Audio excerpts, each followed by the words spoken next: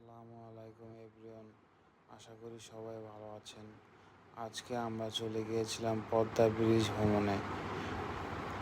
আবহাওয়াটি খুবই ভালো ছিল এবং মেঘাচ্ছন্ন হওয়ায় খুবই ভালোভাবে উপভোগ করছিলাম। খুব একটা গরম লাগছিল না।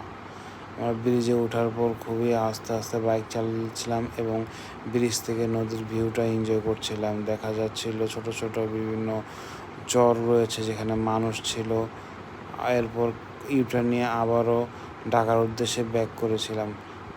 পরে শেষ মুহূর্তে সূর্য ডোবাটা খুবই এনজয় করছিলাম এবং নদীতে অনেক পরিমাণে বাল্কহেড জাহাজগুলো দেখতে পাচ্ছিলাম, যে জাহাজগুলোতে বালুর বোঝাই করে করে জাহাজগুলো কোথা থেকে যেন আসছিল এবং বিষয়টি খুবই মনোমুগ্ধকর লেগেছিল আমাদের কাছে। তো এইভাবে আস্তে আস্তে প্রকৃতি এনজয় করতে করতে আমরা আবারও এই পার চলে আসলাম।